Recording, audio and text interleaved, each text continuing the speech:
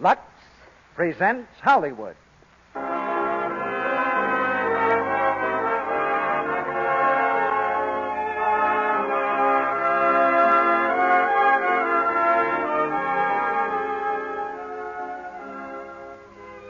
The Lux Radio Theater brings you Norma Shearer, Walter Pidgeon, and Adolphe Menjou in The Last of Mrs. Cheyney. Ladies and gentlemen, your producer, Mr. Cecil B.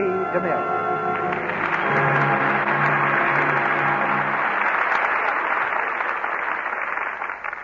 Greetings from Hollywood, ladies and gentlemen. I'm glad to tell you that tonight's Lux Radio broadcast, as well as those in weeks to come, will be heard by American armed forces throughout the world by shortwave and other special facilities.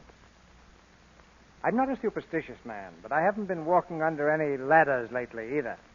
In fact, I've got my fingers crossed right now because every time Norma Shearer has been scheduled to appear at this microphone for the last 6 years, something has happened to cancel the date.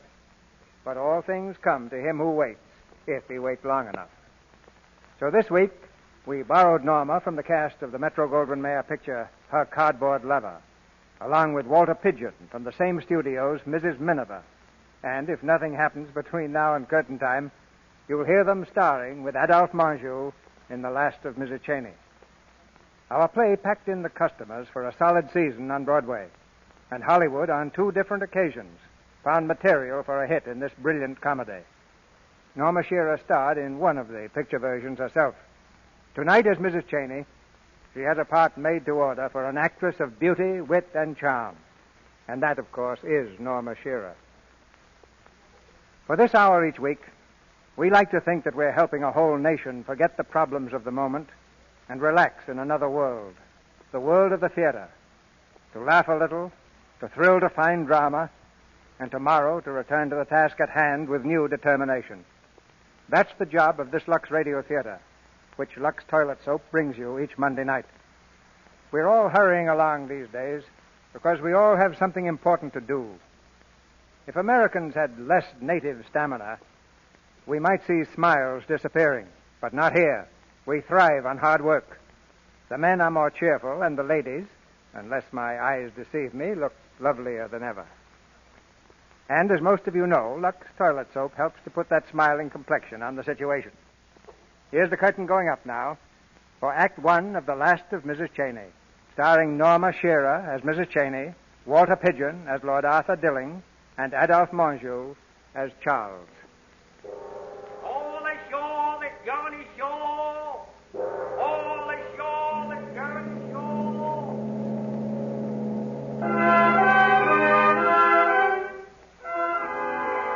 A few short years ago, when the oceans of the world were calm and untroubled, a luxury liner left its berth in New York Harbor and turned its mighty prow to the open sea.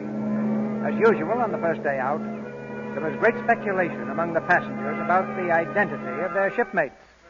As usual, there was one person who stole the lion's share of the comment. She was young, lovely, beautiful, and so far as the rest of the ship was concerned, nameless. Did you ring for me, sir? Yes, come in, Stewart. I'd like some information about a passenger. Yes, sir. What is the passenger's name, sir? That's what I want you to tell me. Will you describe the passenger, sir? Well, now, let me see. She's rather beautiful, I'd say, and she's sort of... Oh, you don't mean the lady with that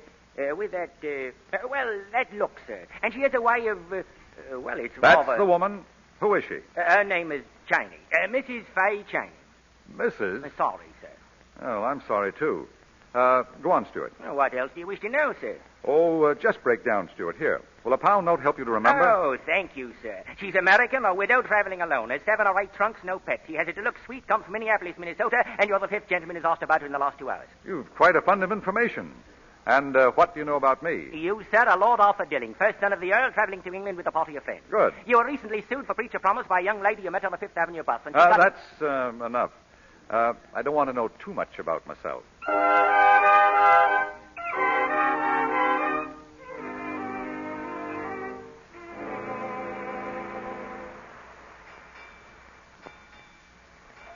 Good morning.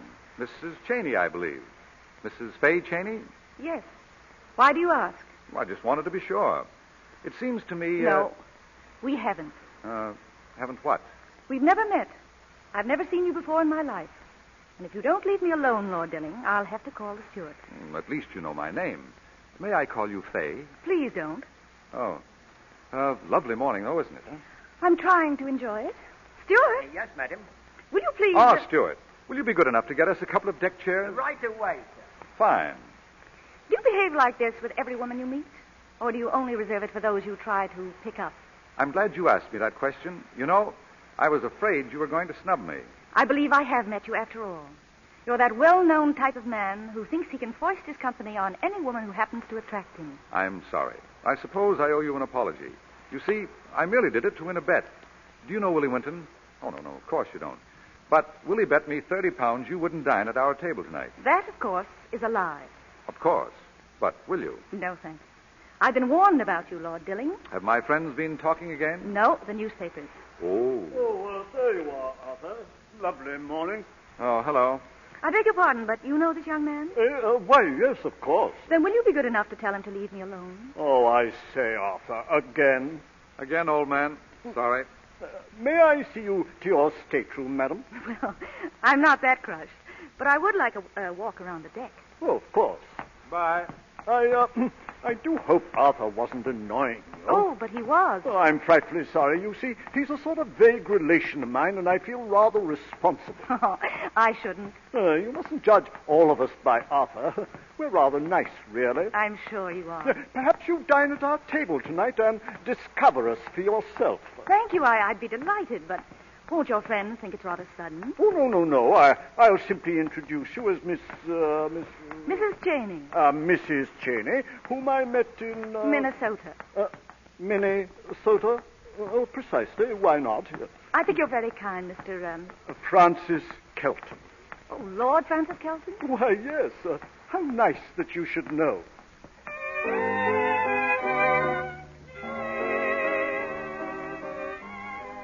Mrs. Cheyney, my dear, whom I met in Minnesota. Mrs. Cheyney, Lady Winton. How do you do? I hope I'm not intruding, Lady Winton. My dear Mrs. Cheyney, you're a perfect godsend. Here am I, a lone woman with 3 dreadful men. Are you going to London, Mrs. Cheyney? Yes, I am. Planning to stay long? Yes, I'm taking a house there. How nice. Hello, Kitty. Am I late for dinner again? Yes, Billy, you are. This is my husband, Mrs. Cheyney, an old friend of Francis's. How do you do, Mrs. Cheyney? This is a pleasant surprise. Thank Sit down, you. Willie. Where's Arthur? Oh, he's coming. Here he is. Evening, Kitty. Sorry I'm late. Oh, good evening. Mrs. Cheyney, may I present Lord Arthur Dilling? How do you do? Oh, we've met. Don't you remember? I'm the fellow who lies. Oh, yes. Yes. Oh, Willie, Yes, old man? you owe me 30 pounds. So I do.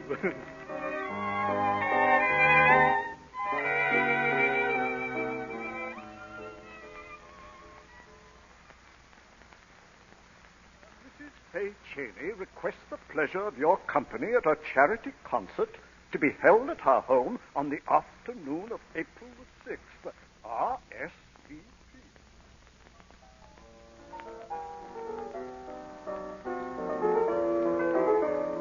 Oh, Charles, Yes, my lord.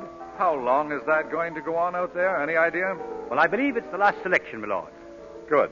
Whiskey and soda, please. Yes, my lord. By the way, Charles, My lord. I can't help thinking I've seen you somewhere before. Indeed, sir. Where have we met? We have never met, my lord. I assure you we have.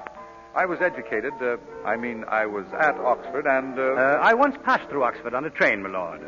Your manner suggests to me you might have got out and stayed there for some years. Well, I had no idea Oxford had a school for butlers, my lord. Mrs. Cheyney seems to have a high regard for you, Charles. Well, I've served the family a long time, my lord. And naturally, you know Mrs. Cheyney's likes and dislikes, her whims. A good servant, my lord, always tries to sense the mood of his employer. Then, what is her private opinion of all this? This, my lord? Yes, London, all her new friends, myself, for instance. Well, I couldn't say, my lord. Mrs. Cheyney would never think of discussing her private affairs with servants. I accept the rebuke. There was none meant, my lord. Nevertheless, Charles, I still think we've met before. Perhaps it only seems so, my lord. Perhaps.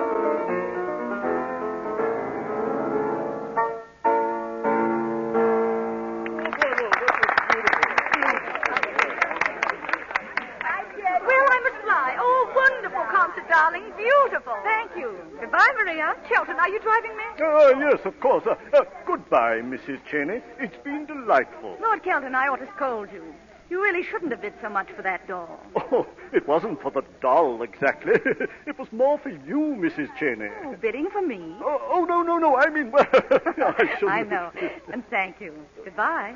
Goodbye, my dear. Hey, will you dine with me Saturday? Oh, I'm so sorry. I promised the weekend to the Duchess of Ebley. The Duchess? Oh, you lucky beast. Well, do get her to show you the Ebley pearls, my dear. They're fantastic. The Ebley pearls? But don't ask her how she got them. That's rather fantastic, too. Bye, dear. Goodbye. Oh, George. Yes, madam? Will you clear away the garden furniture, please, and have William bring the car around? I'll be out for dinner. Yes, madam. Oh, where is Charles? I believe he's in the drawing room, madam. Shall I tell him? No, I'll find him. Charles, I'd like to see you a moment. Yes, madam. Hello. Join me in a whiskey and soda? Arthur, I thought you'd gone. Why? Well, all the others have. I'm waiting for my man with the car. Your man has been waiting for some time, my lord. Has he? Well, it's a lovely afternoon, Charles. Tell him to wait a little longer. Yes, my lord. Hello. Hello. I rang you up 5 times this week, and each time I was told you were out. What a shame. Were you out? No. Each time I was in. I thought so. Twice I answered it myself and told you I was out. Now, may I ask why? Certainly. I don't care to be alone with you, even on a telephone. Why not? It's my only way of paying tribute to your reputation. Oh, don't tell me it frightens you. You have the great distinction, Arthur, dear, of being one of the few men in the world I'm not frightened of. And I feel I ought to be. Really? Why? Well, you're not bad-looking, exquisitely indifferent, even rude to people. A great sense of humor, brilliant, and... What else? That's the trouble. Nothing else. Tell me, did you learn the art of rebuking people so charmingly from your butler, or did he learn it from you? I wonder. I like that fellow. You mean my butler? Yes, I like his insolence. Oh, was Charles rude to you? Oh, no, the reverse. I have often been told to go to blazes, but never so pleasantly as he told me a few minutes ago. How stupid of Charles. He should know you'd already gone. Now, who told you that? Oh, some of the women who went part of the way with you. You appear to have rather a low opinion of me. Shall we say I haven't a very high one? Really? Have you of yourself? Not at the moment. Then there's hope. I want you to like me. You've got to like me. Now, what can I do about it? Heaps. For instance? Live up to the reputation you have for possessing a sense of humor. Go on. Stop living on the glory of your ancestors. Anything else? And tell me exactly why you remained here today after the others had gone. I wanted to be alone with you. Yes? And tell you you're the most attractive woman I ever knew. Oh, and then? If that went well, I proposed to suggest a little dinner at my flat. I see. And if that went well? Then I'd be experienced enough not to say another word till after the dessert. In the future, I shall never dream of asking you to dine with me without a couple of bishops. But why, Arthur? You've depressed me. I don't feel half the fellow I thought I was, and, well, it's a bore. You're no end of a fellow, if you only knew it. Nonetheless, I feel now that I have been talking to an entirely good woman. You are, aren't you? Why do you want to know? Because I should feel such a fool if you weren't. I am. But still willing to throw yourself at a man like Kelton? Throw myself? Well, that's what I'd call it. I wouldn't. And why shouldn't you? He's rich, he's solid, he's reliable, and, something of a fool. Arthur, dear, ring the bell, will you? Certainly. What for? Charles knows where your hat is. Oh. Do you mind if I finish my drink? You don't drink with your meals, do you? Certainly. Why? Because you drink so much between them. May I offer you one? Thank you. You know I don't drink. Cigarette, then. And you know I don't smoke. I suppose you'll despise me if I finish this? No. I should like you all the more if you didn't, that's all. Very well. For today, I'm a teetotaler. Goodbye, Fay. Angry, Arthur? No, just defeated. New experience for you, isn't it? Look, you didn't mean all those things you said to me just now, did you? I meant every one. I like you so much. You know, I've never kissed a woman's hand before. That's a new experience, too. What does it mean, Arthur? My complete and absolute respect. Goodbye. Your hat, my lord. Oh, thank you, Charles. Stand by the window, Charles. Let me know when he's gone. Yes, darling. Debussy, isn't it, darling? Yes. Very lovely. He's getting into his car now. Ask George and William to come in, Charles. They'll be here, darling. Don't worry. Come in, George. Oh, my blasted feet are murdering me. Sit down, George. You're jolly well right, I'll sit down. Oh. Did you ring, madam? It's quite all right, William. Everyone's gone. Oh. This blasted collar's been choking me all day. Here, how much longer do we keep up this servant act, Charles? I'm clean wore out. You have to play that stuff, Fay. Give us something lively, will you? What a pretty lot of pets you look. Oh, thank you, darling. Well, I've got the invitation. Where? The Duchess of Ebley. I'm asked to stay as an honored guest. Good girl. Wonderful, Fay. Yes, not too bad for the 5 and 10 cent store girl from Minnesota. The Duchess pearls are worth at least 20,000 pounds. 20,000. This time next week, I'll be taking my ease on the deck of a boat pointed for Canada. England suits me. Follow the races and live like a lord. That's my motto. 20,000 quid cut 4 ways. When do you blow, Fay? Blow where? To the Duchess's. The invitation is for Friday weekend. But it doesn't mean I have to accept it. I haven't decided yet. What? What do you mean, Fay? Yes, darling. What do you mean? I said I haven't decided, Charles. Look here, my girl. We pitched in every quid we got to rent this house, to buy you clothes, an ocean trip, while we even... Control yourself, William. Now, Fay, suppose you explain. You see, Charles, the idea of persuading perfectly charming people into inviting you into their house for the purpose of robbing them isn't pleasing me at all. You never talked like this before. I'd never met them before. If you're going to try any tricks, my girl, you won't find it very healthy. Quiet, please. I see her point of view. Oh, you do? I'll tell you what it is. She's got her eye on Kelton. The old cove's always hanging around. Oh. Well, suppose you fellows clear out. I'd like to have a quiet little chat with Fay alone. If it's a showdown, we'll be in on it. Leave her to Charles. He can handle her. Well, no half measures, mind. Yeah, tell her ladyship where she gets off. Well, Fay, if you want to chuck it, you can. Don't be absurd. I only wanted to make them mad, to see them exactly as they are. You know I'm going to see it through. You don't think I'd let you down, Charles? You've never let anyone down. That's the point. Very well, then. Fay, at times you make me think. Without my influence, you never would have chosen this noble profession, and it's a precarious one, with the end usually at the beginning. Could it be I'm getting a conscience, Fay? What do you mean, Charles? What I say. You don't have to tell me you like these new friends of yours. I can see that for myself. You're as bad as George. You think I'm chasing the elderly noble lord. I wasn't thinking of the elderly noble lord. I was thinking of a rather young one. You needn't. And you needn't worry about your pearls either. I'll get them for you, Charles. Friday weekend.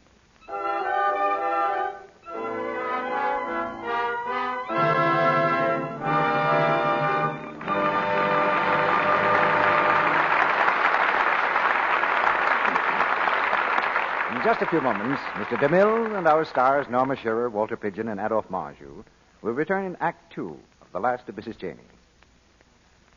You know, sometimes when the doorbell rings, it has a very exciting sound. And if you're a pretty young lady, you hurry to answer. Special delivery, miss. Thank you. Oh, it's from Bill. Dear Mary, I've got leave for the weekend, and I'm not taking any chances on finding you dated Saturday. How's for some dancing and such? Bill's got the right idea. He knows it's smart to date Mary up ahead of time. He knows girls with complexions that are fresh and smooth as a new-cut rose are pretty sure to be popular. Yes, there's something about soft, lovely skin that just seems to say romance. You want the kind of skin that wins, a smooth, romance complexion. So why not let Hollywood's famous beauty care, Lux Toilet Soap, help you have it?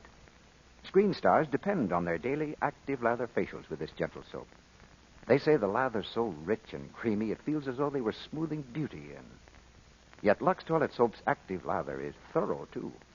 It removes stale cosmetics, every trace of dust and dirt from the skin. Here's all you do to take a Lux Soap Beauty Facial. Pat the fine, rich lather lightly in. Rinse with warm water, then with cool. Then pat your face with a soft towel to dry. Now touch your skin. It feels exquisitely fresh. And it is. Just try this simple facial every day for 30 days. Discover for yourself what a wonderful beauty aid this Hollywood care can be. How soft and smooth Lux Toilet Soap helps you keep your skin. Get 3 cakes of this luxurious soap tomorrow. Now, our producer, Mr. DeMille. Act 2 of The Last of Mrs. Cheyney, starring Norma Shearer as Mrs. Cheyney, Walter Pidgeon as Lord Arthur Dilling, and Adolphe Menjou as Charles.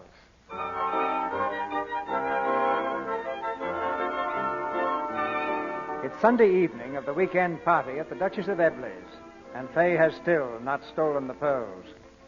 The party has now reached the parlor game stage, in which the guests squirm uncomfortably on the edge of their chairs, for the game is truth. Willie Winton has the floor, cross-examining his wife's cousin. But you must answer John and the truth, remember? Go on, John. Go on. What was the question, Willie? Well, I asked you where you got those onyx cufflinks you're wearing. Why, I really don't remember. There's only one solution, of course. What's that, Maria? Why, your wife must have given them to him. Kitty, did you? Yes, Willie, for Christmas. I knew you wouldn't mind. Oh, no, of course not. Is the game over? Oh, no, Fay, we're just beginning. I believe it's our hostess' turn to make us all squirm now. Oh, do try and be bright, Elizabeth. Very well, my dears. I'll start with Willie. Willie, what is your private opinion of me as a hostess? Oh, I say. I consider the question answered. Kitty, dear. Yes? Kitty, how many cousins have you? Oh, heaps and heaps. I asked how many. I'm not good at figures. Quite a few, I imagine. Enough to keep Willie out of cufflinks? Maria, I'm asking the question. Oh, of course, dear. Where's Kelton? Oh, there. Oh, I'm really not playing the game. I'm a sort of spectator, as it were. Kelton, answer me. Oh, well, all right. Kelton, are you really fool enough to think of marrying at your age? Why, say, look here. Yes or no? Well, now, that's really much too personal. The 4th Earl of Kelton is about to pay a forfeit. Well, I prefer to pay it rather than answer such a question in public. I shall think of something quite drastic. And now, Maria, I've always wanted to know your real age. What is it? 26, dear. What forfeit would you like me to pay? Go up to your mirror and sit in front of it for half an hour. Okay. And now, just one more. Arthur, dear. Ready, Aunt Elizabeth. Arthur, is it true, as I've heard, that you're in love, really in love? Hopelessly, desperately, and finally. With whom? Like Kelton, I refuse to make an answer which is already obvious to everybody. I think you'd all better pay a forfeit. I suggest, for a change, we retire early and stop boring each other. Good night, dear. Good night, Kitty. Well, it looks as if I get off scot-free. Not quite, Fay. When Arthur proposes to you, will you accept him? But he hasn't proposed, and I really haven't thought about it. Nonsense. You like him, don't you? Everybody does. Oh, Arthur has his good points, you know. He's charming. I can't stand sentiment, but I really like you. And it isn't every woman I'd urge to enter the family.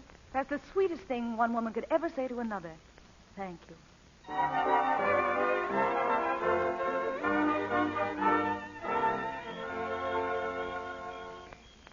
I really should go in, Lord Kelton. We were all supposed to retire early, you know. Oh, do you find me dull? Oh, not at all, Lord Kelton. Francis, please. Francis. Fay, I must speak to you. Yes? Fay, I've got a townhouse in London, a country seat in Kent, a shooting box in Scotland, 50,000 acres. Am I getting too intimate? Not too intimate. Well, what I mean is, it's awfully difficult for me to go on, you know. Maybe you'd better not try any more tonight. Well, I feel like a coward. You see, the thing I'm trying to say to you should be so simple. I've written it on paper a dozen times. Tore it up naturally. Naturally. Mrs. Cheyney, ma'am, is that you? Yes? You're wanted on the phone, ma'am. London is calling. London? Excuse me, Francis. You can take it in your room if you wish. Thank you.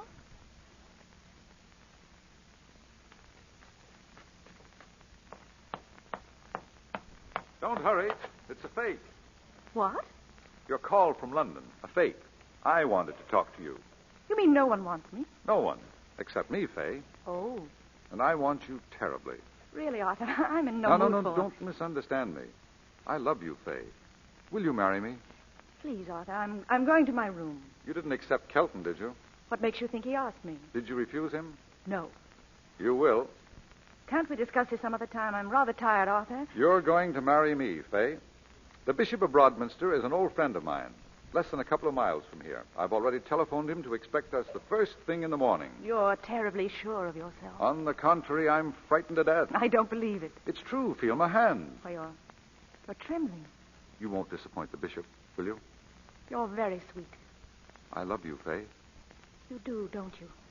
When I'm not with you, I walk around around in a little private fog of my own. I cut my friends and greet my enemies. I hear music in the streets and see flowers growing in the gutter. I'm responsive to beggars and comb my hair continually. In fact, let's face it, I've got it worse than any of heaven's creatures ever had it before. Good night, Arthur. Good night, Fay.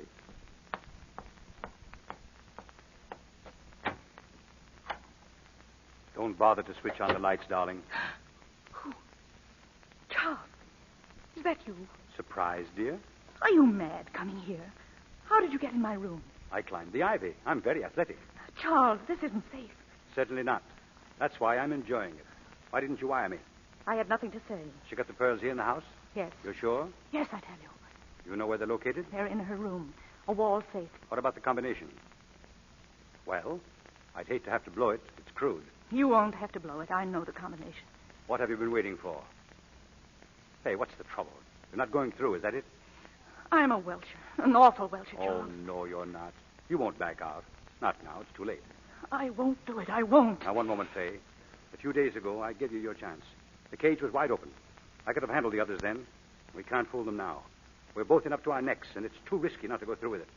Are the plans still the same? The same. I'll be waiting in the garden. At 2 o'clock, you're to get the pearls from the safe and bring them here. When you turn your light on and off twice, you drop the pearls beneath the window. Yes. At 2 o'clock. 2 o'clock.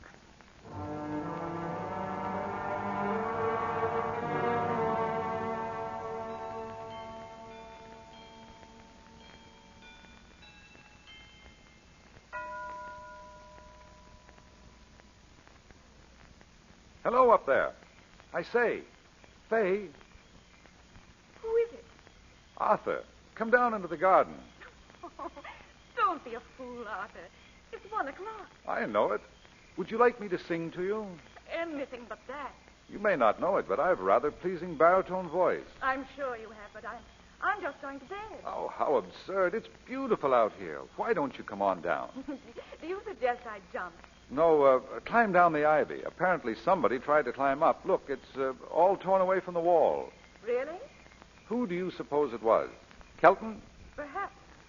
You'd better leave before someone thinks it's you. Good night. I say, Fay, wait.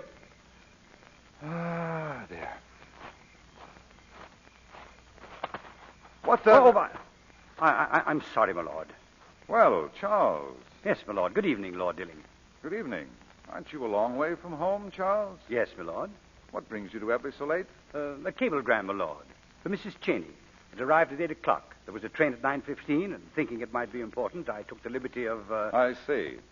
Your devotion to duty and Mrs. Cheyney is really quite touching. Oh, thank you, sir.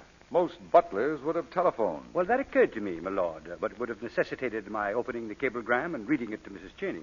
Of course, that would be unthinkable. You delivered it in person? Mrs. Cheyney had retired. I gave it to the housekeeper. Good night, my lord. Just a moment. We can put you up here for the night. You can catch a train in the morning. Well, you're very kind, sir, but there's a local leaving at 1:55, and I have many things to attend to in the morning. Then at least we can do is have you driven to the station. Well, your lordship's thoughtfulness is most considerate, but I shall enjoy the exercise. It's 6 miles to the station, Charles. Is it really? Well, it seemed less when I walked here. Good night, my lord, and thank you. It's very funny, Charles, but every time I see you, I have a definite feeling we've met somewhere before. You even look more familiar with a hat on. Oh, I beg your pardon, my lord. How careless of me. I should have taken it off immediately. Good night, my lord. Good night.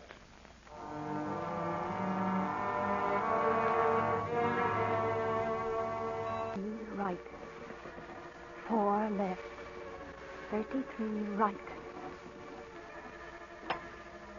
Hello. Shall I turn on the light for you? That's better, isn't it? Go ahead. Don't let me disturb you. I won't need the light, thank you. Oh, yes. You already have the pearls, haven't you? May I see them? Thank you. Beautiful, aren't they? You're surprised to see me? I persuaded the Duchess to change rooms with me for the night. Did you tell her why? No, she'll probably ask me in the morning. Oh, what will you say? I'm not sure. I suppose Charles was going to pick the pearls up?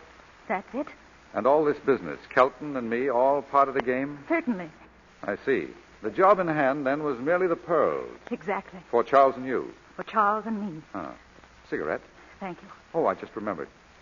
I thought you didn't smoke. You also thought I was honest. Very true. By the way, what made you suspicious? I suddenly recognize your Yes, what is Charles to you, by the way? My butler. I mean in his spare time. A friend. How did you recognize him? I wasn't sure until I saw him with his hat on. Then I remembered 3 years ago. I was in Biarritz when he was nearly caught. I gave him a sporting chance. Sent them running in the wrong direction. You see, I really saved him for you. You couldn't see your way to making a habit of it. I've always had a horror of doing the same thing twice. What terribly nice cigarettes. Oh, I'll send you some. That's sweet of you. I'll give you my address tomorrow when I know it. Are you thinking of changing your present one? I have an idea you'll make it difficult for me to keep it. You've really made such fools of all of us, it seems a pity not to allow you to complete it. It has been quite amusing. Splendid, and we'll keep it that way. Amusing. Suppose we sit down comfortably and discuss, shall we say, my price. What are you doing? Locking the door. I see. So we revert to type. We do indeed. If I agree to stay here, you say nothing? Nothing. And if I don't? Oh, come. Now, why be squeamish? Let's play the little farce to the end. As crooks go, do you know the difference between you and Charles? No. Well, Charles robs with a charm of manner, and you rob with violence. Very neat. If I refuse to stay here, what would you do? You can't refuse me. I wonder if it would interest you to know that as a woman who has done nearly everything there is to do in this world, this is one of the things that I have never done. Why do you smile? I thought we had done with posing. You don't believe me? What a fool you'd think me if I did. But it happens to be true. I wonder how I can prove it to you. You couldn't. It's too difficult. I can quite understand you're not believing me. And I'm sorry, because you happen to be the one person in the world I would like to have believe me. But as you don't, I will do the next best thing. And what does that mean? That means if you don't believe that I have never done this before, you will at all events know that I am not going to do it now. Just as you like. Ring that night bell, and when they come, tell the Duchess who I am, or unlock that door and let me go. You're hardly in a position to dictate terms. That night bell is really an alarm, you know, a police alarm. You can't keep me here against my will. I intend to. Do you? Well, I prefer that they should know what is true about me. Then you should believe what isn't. Open that door, or I'll ring the bell myself. Are you trying to persuade me that you'd really do it? Unless you open the door. Why the bluff, Fay, dear? It's meaningless. Now, you're much too sensible to take the risk of doing 5 years in Holloway. 5 years in jail wouldn't be nearly as long as the next 5 hours with you. Get away from that bell. Get... Do you realize what you've done? Perfectly. They'll come rushing into this room, the whole crowd of them. I know it. Then why did you do it? To give you an opportunity to tell them the truth about me. Little fool. I say, what's wrong in there? Willie, what is it? You'd better let them in. What's the matter? Open the door! Open the door! Well, Arthur? I say, Arthur! I'm coming. Just a moment. Arthur, is anything the matter? Well, look here. It's Mrs. Cheyney. Hey, my dear, just what is all this? Lord Dilling has something to tell you. Well, Arthur? What is it? Perhaps you'd prefer that I tell them. Speak up, Arthur. What is all this about? Well, I persuaded Mrs. Cheyney to come into this room by false pretenses. In the presence of you all, I humbly tell Mrs. Cheyney I've behaved like a cad. A cad? You're the lowest thing I've ever known. I don't know what to say to you, Arthur. I suppose because she had sense enough to reject you, you decided she wasn't a lady. I believe that sums it up. Dilling, I for one will, and I hope every decent person in this world will cut you. Everybody should, except the insurance company. They should love him. What do you mean? Lord Dilling, will you give the Duchess her pearls, please? Night pearls? What is the meaning of this? It means I came here to, well, I like them as much as you do. What? Oh, but I say... You mean you were going to... Yes, I tried to steal them. Yes, but there must be some mistake. None. Well, I'm not feeling very well. I think I'll retire. I believe I will, too. I give you my word, Your Grace, that I won't try to escape. I invited you into my home. I thought you were... Oh, it's hard to believe. I've never been wrong about a person before. Console yourself. You weren't so wrong.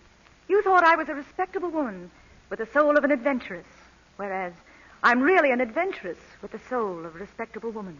Wait, please. Just for the record, you didn't fool me for a moment. There's no such place as Minnesota, is there? No. I made it up. Good night.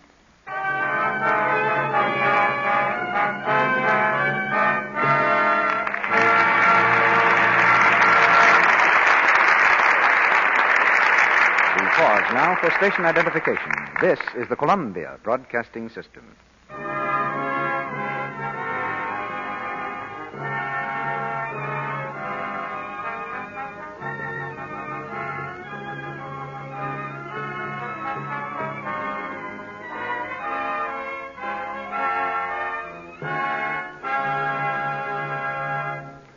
After a brief intermission, Mr. DeMille presents Norma Shearer, Walter Pidgeon, and Adolphe Menjou in Act 3 of The Last of Mrs. Cheyney. And now, quiet, please. A conspiracy is going on in a little house on Vine Street. Hurry up, kids. Light the candles before she gets downstairs. She's coming. All together now. Happy birthday! Happy birthday! Mom! Surprise! Surprise! And now, darling, here's to the most wonderful wife in the world. And the prettiest. Well, there's a compliment to make any woman happy.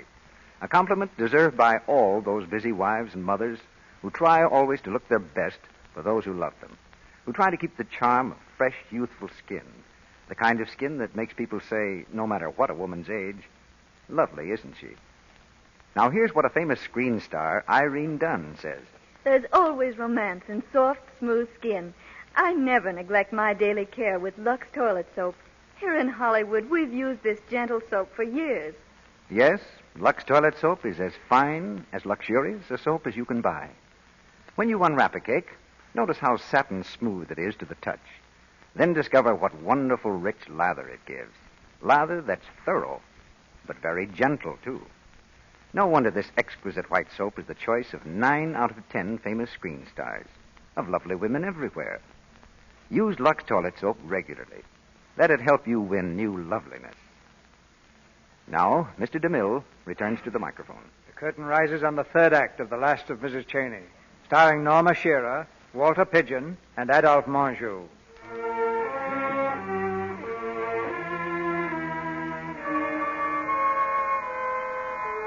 The house has quieted down for a few hours of restless slumber, but Fay, alone in her room, walks the floor nervously. Suddenly, the door is opened, and Arthur slips in silently. Have you been set to guard me? If so, you can take up your position outside the door. We've got to act quickly. I've a car at the gate, and the back door is clear. Are you ready? For what? I intend to get you out of this. And what will the price be this time? Now, you're not going to be a fool again. Not in the least. Nor have I the remotest intention of running away. Least of all with you. There's someone at that window. Charles, I imagine. Come in, Charles. What's the matter? I've been waiting since I can't... Charles, we have company. Oh, good evening, my lord. Evening, Charles. It's no good, Charles. Lord Dilling knows. I've bungled the whole job. I see. I'm sorry. Well, it's all in the luck of the game. And his lordship? He caught me, quite cleverly. They've put in a call for Scotland Yard. Inspector Witherspoon will be here in the morning. Witherspoon. Know him, Charles? Slightly. Lord Dilling, I presume you've gathered my position in this matter. Quite. But I'm afraid I don't quite follow yours. All I want is for Mrs. Cheyney to get out of here right away. Oh, very generous, if I may say so. But if you feel like that, why capture the lady? Charles, have you never heard of anglers who catch little fish and then fling them back again? Fay, dear, you're being unsociable. If his lordship wishes you to escape, then Charles, perhaps... You've got to get out of here as soon as you can. I intend to remain for reasons of my own. What reasons? Well, that's my business. Then I'll remain, too. Don't you understand? Where could I go? It would only be a question of hours or days at the most. I'm not going through life always hunted. Well, it's really not bad when you get used to it. Not for me, thank you. So be it, then. We remain.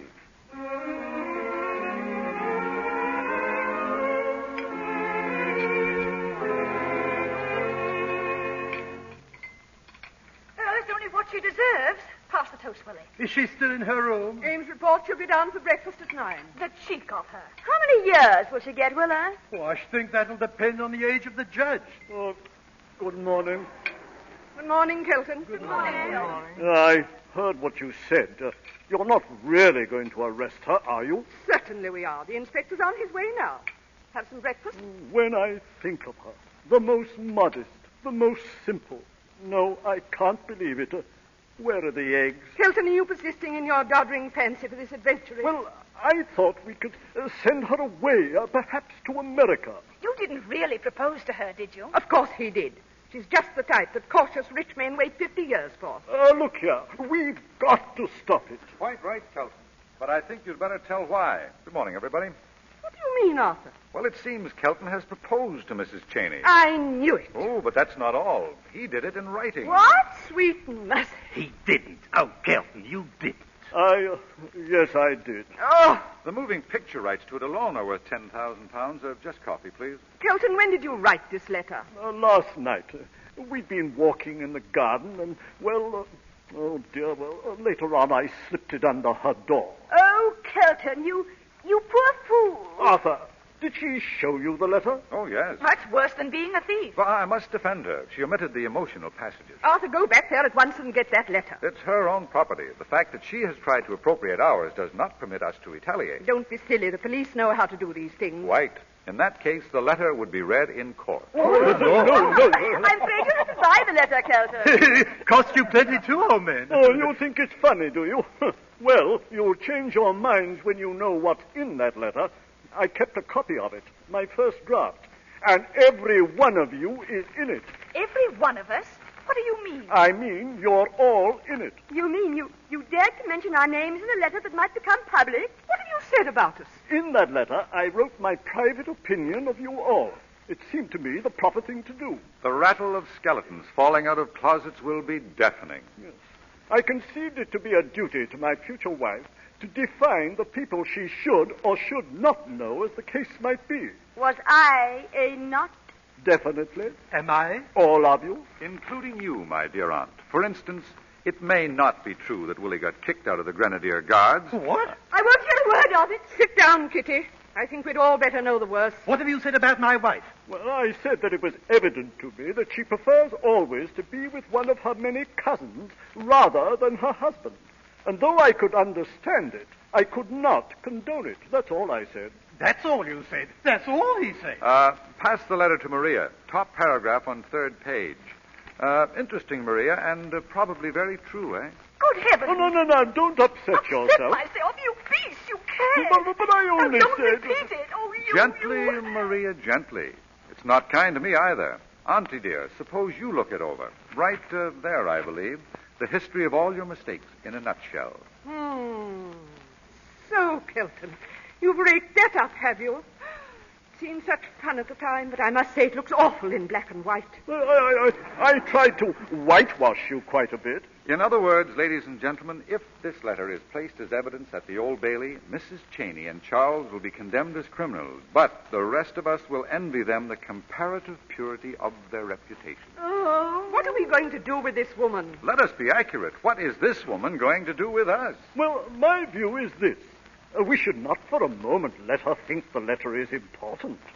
We should offer her her passage back to America, and in consideration of her returning the letter, the matter is at an end. Otherwise, she goes to jail. I think it's right. No, Arthur, you handle this affair. That ass has made mess enough of things already. Good morning. Ah, Mrs. Cheyney. Good morning. Won't you take a chair? Thank you. And as Charles was born a gentleman, mayn't he sit too? Certainly. Charles. No, thanks. I prefer to stand. Very well. Mrs. Cheyney, you have acknowledged frankly that in accepting the Duchess of Ebley's invitation to stay here, it was for the purpose of taking her pearls. Yes. We planned it for months. That is very frank. The penalty for such things is considerable. Very considerable. Yes. Charles and I think that with the charm of manner, we may get off with 3 years. Exactly. Now, we have no wish that this should happen to you.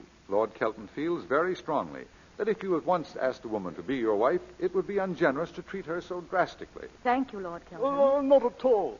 So, Lord Kelton has a proposition to make to you. Oh, yes? Go on, Kelton. Then, if you will accept your ticket and a small sum, say £100, in return for the letter I sent you, we are prepared to consider the matter closed. Oh, is it my turn now? If you will be so kind, Mrs. Cheyney. I'm very sorry that I cannot accept Lord Kelton's kind offer. But Charles and I have decided we must go to jail. Is that right, Charles? Quite right. No, but I don't understand. Mrs. Cheyney. What are you talking about? Look here, this is nonsense, Mrs. Cheyney. You never succeeded in getting the pearls. Precisely. We failed. And that is why we should go to jail. If we had got them, we should have succeeded. A crime for which no one ever goes to jail. You put it charmingly, Fay, dear. My dear young woman, you don't understand us.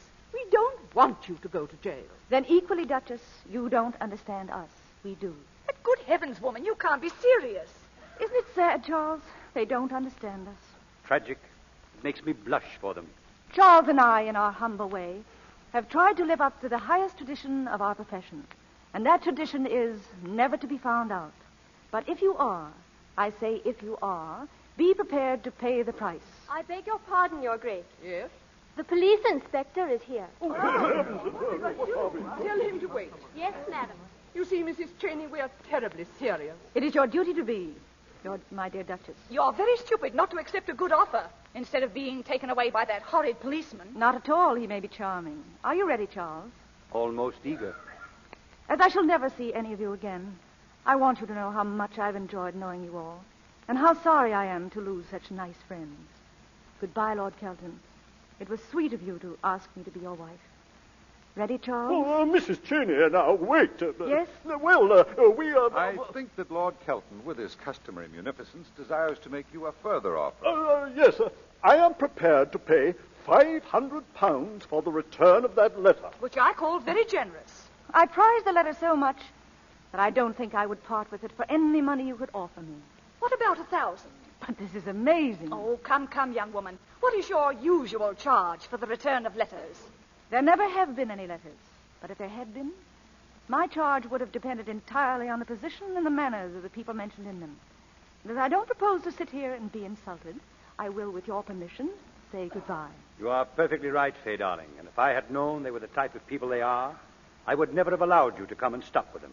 Come along, dear. No, please, I agree. Maria was very, very hasty, and I'm sorry. Now, please sit down. When she has apologized, I will.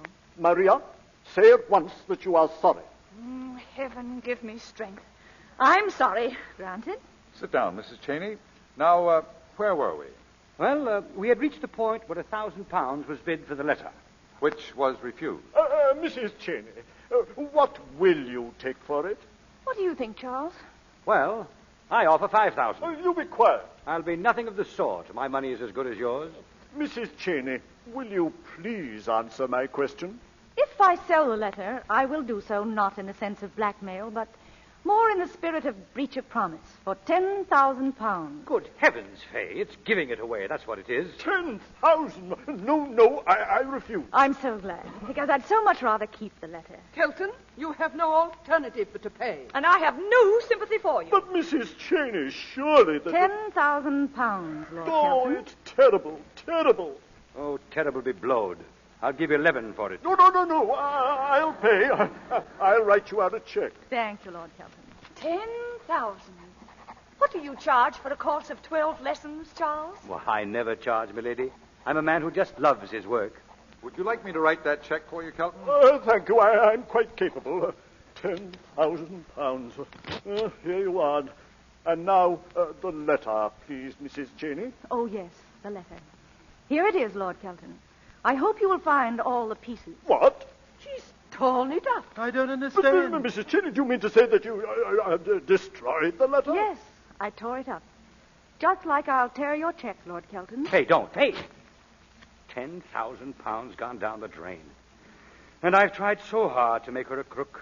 Mrs. Cheyney, why did you tear that check? I don't know. Even a thief may have a sense of decency. You're a grand woman, Fay. A grand woman. Mrs. Cheyney, there is one question I would like to ask. Why are you a thief? Well, I wanted to improve my social position. You see, I was a shop girl. In a 10-cent store? Where Charles found me. I wanted to share the beautiful things in life. And I'm not a modern woman. Well, if one is not a modern woman and one has no money, there are only two ways of getting it. Marry it or steal it. I'm afraid I preferred stealing it. The best pupil I ever had. By Gad, I sympathize with her. Mrs. Cheyney, do you know what I'll do? I'll set you up in a little modi shop all your own in appreciation. Sort of a memorial, eh, Kelton? Lord Kelton, you're very kind. It's divine of him. I'll be one of your customers. I, too. Well, I must go. Oh, Charles, if you ever need a pupil, you'll find me in the telephone book. Well, I shall never want a pupil, milady, but I'm glad to know I'll find you in the telephone book. If you'll call me in town, Mrs. Cheyney, we'll make all the necessary arrangements for your little business. Mrs. Cheyney has changed her mind, Kelton. She doesn't need any bribe for doing something that came quite spontaneously. Lord Dilling is right, but thank you all the same. Oh, well, just as you say, but I shall be very glad to help you in any way I can. Charles, I wonder if an introduction to the president of a bank would be of service. Well, thank you, Lord Kelton. We'll see. Goodbye. I'll see you off, Kelton. Bye, all. We're coming too. Goodbye, Mrs. Cheyney. Goodbye.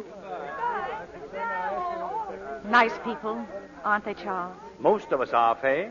What made you take up this job, Charles? With your brains, it seems a pity you haven't used them to better purposes. One of His Majesty's judges may use those exact words one of these days. I found out at an early age what most men find out in an old one. Life is very dull, my lord. I agree. So I decided to take it into my two hands. I began it as a blackmailer, but that was too easy. I went for higher and greater things. Oh, will you take this, Lord Dilling? What is it? I hate parting with it, because being the first I ever took, I treasure it. This is your gold watch I stole from you on Derby Day 5 years ago.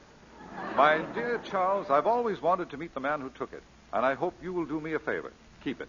May I? I'd like you to. That is very nice of you. I will. So long, Dilling. So long, Charles. Goodbye, Fay. What do you mean, goodbye? What it means is, I have decided to take a little trip round the world. You're not going to leave me, do you understand? I am, and now. But I don't want you to. I must. Why? Whenever you come into a person's life, come into it instantaneously. When you go out of it even quicker. Charles, I'm going to cry. Don't do that, my sweet. But I would be terribly sorry if you didn't want to. Are you going around the world for pleasure, Charles? Mixed with business, my lord. Fay, I'm going to ask you a question, but you needn't answer it if you don't want to. I'll answer it with pleasure. If you hadn't come into my room last night, I would have taken the pearls. You mean that? Yes. But no one in the world could have been so glad to see you in that bedroom as I was last night. It's an extraordinary thing. But the most difficult question in the world to ask a woman is a nice one. What sort of a question were you going to ask me? You remember my mentioning a certain bishop who lives close by? Very distinctly, Arthur. While you were changing your clothes this morning, I jumped into the car and had a bite of breakfast with him. How surprised he must have been to see you at that hour. Oh, he's a delightful old soul, so sympathetic. I told him of a little trouble I was in. He said, "Bring her here at 11 and I'll fix it up for you." What was he to fix? That I could have breakfast with you every morning. But I never eat any. I told him there was a possibility of that. Did you tell him anything else? Mm-hmm. That I love you. Did you tell him anything about me? Everything. He said, "Get her. You'll never get another like her." He sounds like a darling. I'd like to meet him. He asks us to be punctual. So he thinks I'll come. He's more certain of it than I am. He says you love me. I wonder what makes him think that. Well, he has sort of an idea you'd never have rung that bell last night if you didn't. I'm sure I shall like him. Do you think he'll like me? He'll adore you. Do you? Terribly. What is more important? Do you? Much more terribly. I only wish I hadn't... You can't talk and kiss me at the same time. There. That will do it. What's that? That's the last of Mrs. Cheyney. And this? What's that? The beginning of Lady Dilling.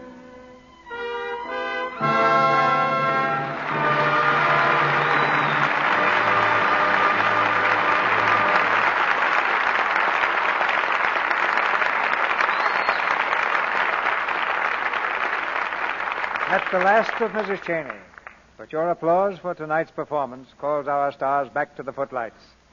And here are Norma Shearer, Walter Pidgeon, and Adolphe Menjou. Thank you, Mr. Mill. It's a great pleasure to be here for the first time. You really made me feel so much at home. Now that we've finally broken the ice, Norma, I hope you'll make it a habit. Well, that's a very nice habit to get, Norma. CB is an excellent host. Although I came very close to losing my welcome here once, Adolphe. Well, Walter can't forget that. What happened? Well, I'd been talking to CP before rehearsal one day, and I thought he'd walked away, so I turned to somebody else and said, "The old boy certainly looks great, doesn't he?" but the old boy was standing right behind me. I thought it was a great compliment. I hadn't been called a boy in 40 years. Well, you see, that's one way to his heart, Norma. I'll bet I can think of another, Adolphe. In 2 words, Lux soap. You know, I'm rather a stranger in this theater, Mr. DeMille, but not to Lux soap. I've used it for years, so I know what a fine complexion care it really is. For further comment on Lux soap, I refer our audience to a close-up of Norma Shearer on the screen or off. What about next week, C.B.? Have you picked a play yet? Yes, Adolphe. A play with the true spirit of America in it. The RKO motion picture drama, A Man to Remember. And our stars will be Lionel Barrymore, Anita Louise, and Glenn Ford. A Man to Remember is the story of a country doctor, a story of heroism and courage to inspire the nation in these or any other times. So next Monday night is a night to remember. Lionel Barrymore, Anita Louise, and Glenn Ford in A Man to Remember. I know we'll all enjoy that, Mr. DeMille. Good night. Good night, C.B. Good night. Good night. Players like you make good plays better. Ladies and gentlemen, some very pleasant news has come to us from the editors of Movie Radio Guide. For the 7th consecutive year, the Lux Radio Theater has been selected as radio's leading dramatic program by the readers of Movie Radio Guide in its annual Star of Stars poll. This is a high honor.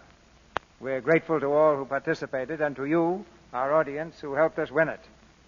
To those of our Canadian audience who are tonight gathered at the Canadian premiere of Reap the Wild Wind in Alberta, Canada, in Calgary, my sincere greetings, and I'm sorry I can't be there.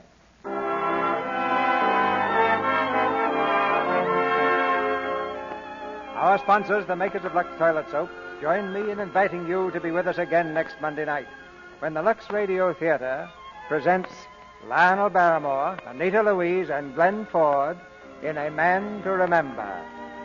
This is Cecil B. DeMille saying good night to you from Hollywood. Adolphe Menjou is currently starring in the 20th Century Fox picture Roxy Hart.